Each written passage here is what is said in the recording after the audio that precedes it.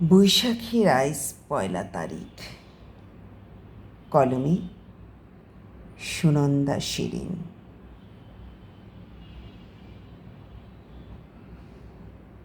বাজানকে আইজ খুব মনে পড়তেছে। ওই তো বাজান আমারে ডাকতেছে তার বানু নাম ধরি। হাতে মোয়া, লাল ফিতে, পায়ের ঘুঙুর। আমিও আগাইয়া যাইতেছি। দাঁড়াও বাজান, একটু দাঁড়াও, আমি তোমার কাছে যাব। এখানে আমার ভালো লাগে না। তোমার মতো রহিম চাচা আমার এই লাল ফিতে কিনে দেয় না। সে কেমন যেন ফিতে কিনে আনে, ঠিক লাল হয় না। পায়ের ঘুঙুর আনি দেয়, তা বাজে না। মোয়া আনি দেয়, তা কেমন জানি বিষের লাহান লাগে। কও বাজান, এখানে তোমার বানু কেমন করি থাহে? এ কি, তুমি চলে যাচ্ছ? কিন্তু কেন বাজান? আমি যে তোমার জন্যে কাইসকি মাছের ঝোল রেঁধে রাখছি, সেটা তুমি খেয়ে যাও বাজান। বাজান, তুমি কি ভুইলা গেছো সেই দিনের কথা?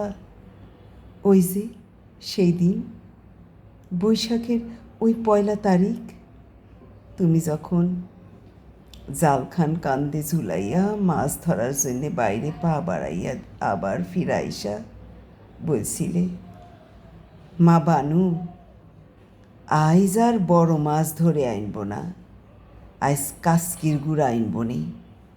তুই ভালো করে রাইধে দিস কিন্তু।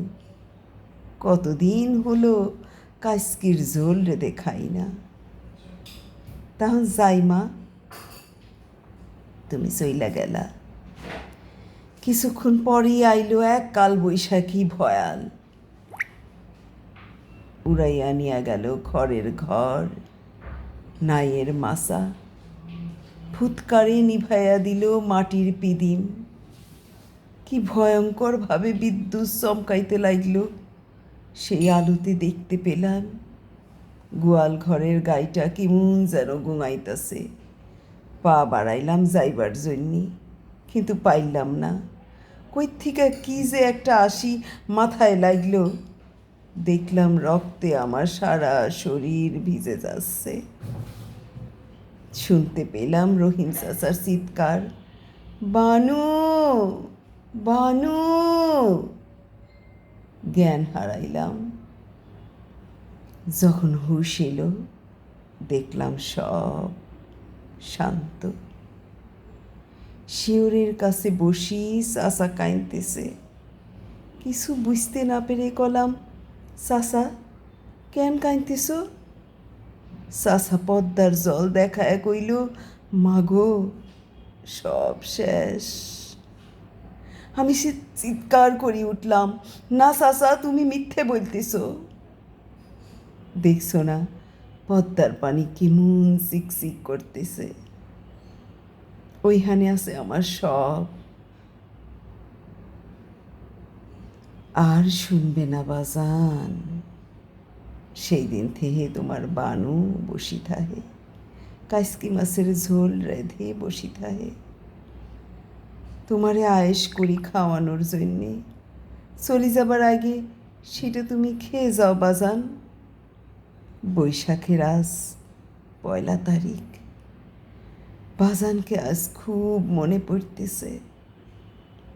ওই তো বাজান আমার ডাকতেছে, হাতে মোয়া, লাল ফিতে, পায়ের ঘুঙুর। ওই তো বাজানের মুখটা ভেসে উঠল পদ্মার জলে। সর্বস্ব পাবার আনন্দে ফুলে ফুলে উঠছে পদ্মা।